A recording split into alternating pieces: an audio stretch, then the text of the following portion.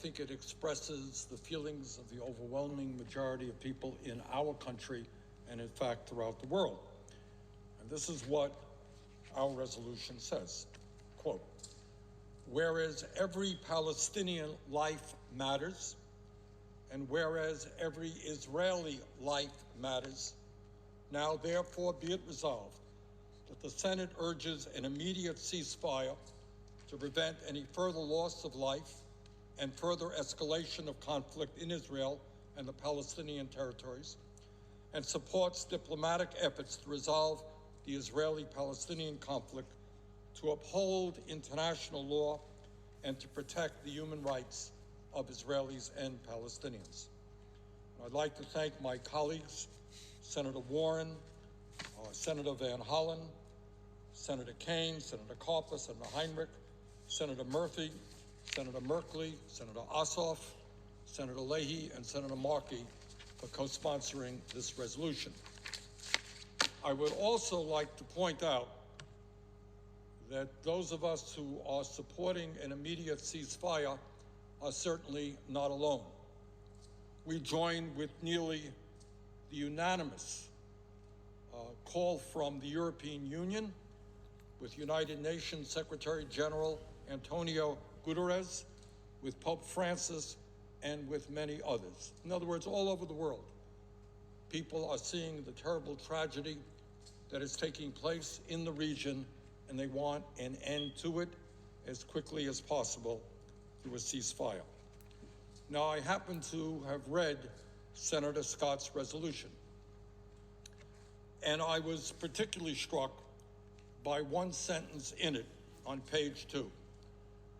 And what it says, and I quote, "The Senate mourns the loss of innocent life caused by Hamas's rocket attacks," end of quote. That's on page 2.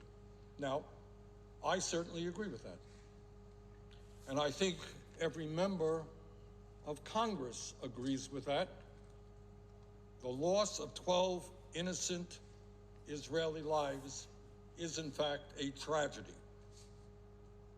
But what about the loss of 227 Palestinian lives, including 64 children and 38 women? Does Senator Scott not believe that the loss of those Palestinian lives, 64 children and 38 women among others, is not a tragedy? I believe that we should be mourning the loss of Israeli life, but we should also be mourning the loss of Palestinian lives. Or perhaps some people think that Palestinian lives don't matter. I would hope not. And let us be very clear that when we talk about the tragedy that is now taking place in Gaza, what we are talking about is not only the terrible loss of life. As I hope most people know, Gaza, before this war, was an extremely poor and desperate community, and the latest Israeli bombardment has only made a bad situation much, much worse. Let us remember, Gaza has been under a blockade since 2007, imposed by Israel and Egypt. Most people are unable to leave.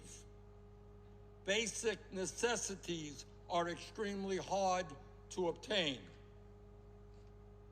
Gaza is the home to about 2 million inhabitants.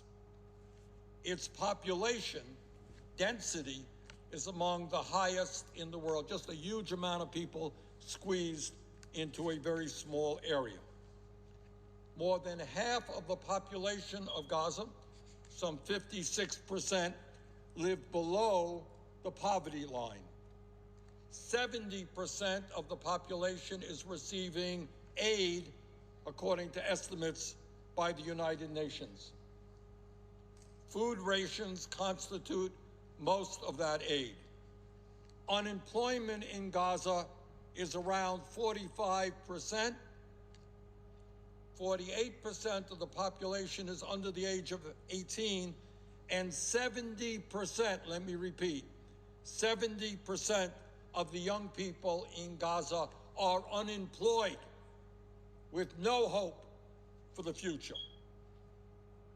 And because of this war, the bombardment from Israeli planes, the situation has gotten even worse.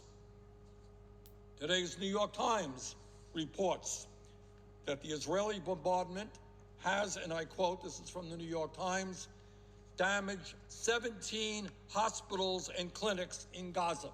Got that?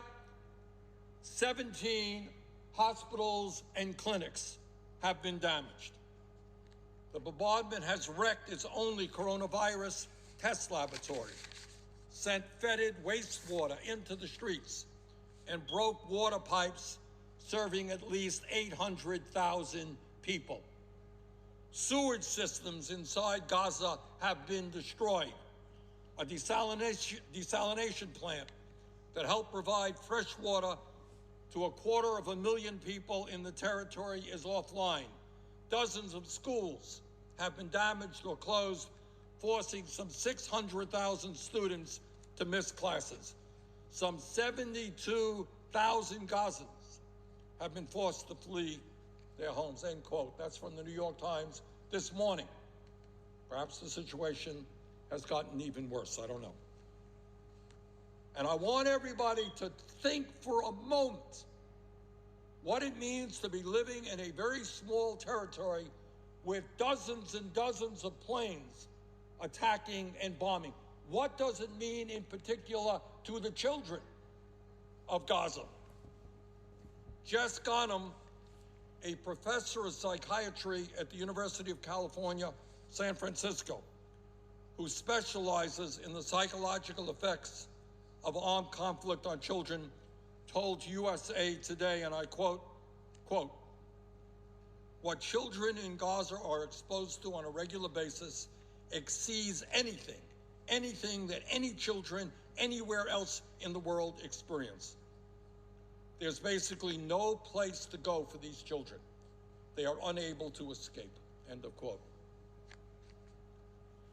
When you put people under this sort of continued intense pressure with no hope for a better future, you cannot be surprised when violence erupts. Indeed, 3 years ago, in May of 2018, I wrote a letter with 12 of my colleagues urging the Trump administration to do more to alleviate the ongoing humanitarian crisis in Gaza. In that letter, we cited Israeli defense officials who were warning that if the crisis was not addressed, it could lead to yet another eruption of violence. Why didn't we take notice then? And when this latest war ends, will the United States once again turn away? Will we consign those children once again to the horrible conditions they are forced to live under today? And I would hope that my colleagues appreciate that we must not do that. Senator Scott's resolution says a lot about Hamas terrorists in Gaza. And let us be clear, Hamas is a terrorist organization.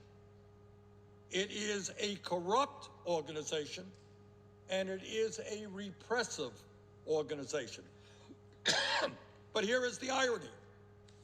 It is resolutions like Senator Scott's that help Hamas. Hamas would be overjoyed if Senator Scott's resolution were to pass. Now, why is that?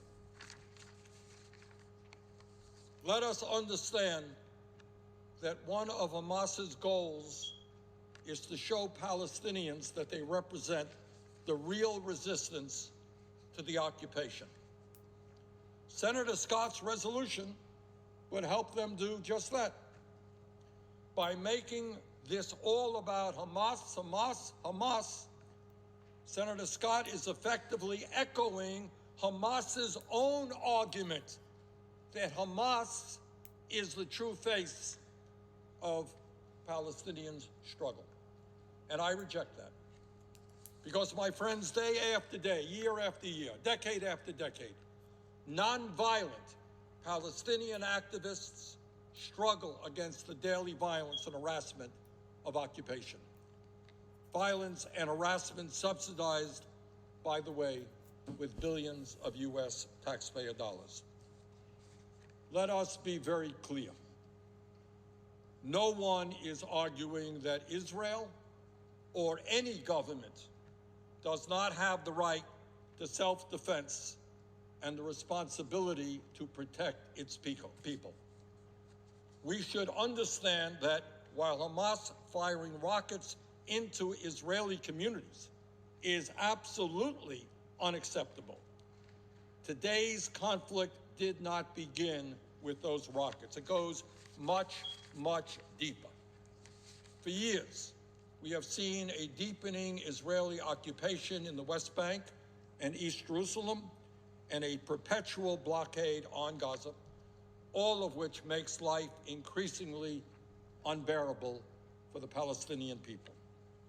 The truth is, these policies, like this current war, will continue to strengthen extremists on both sides, including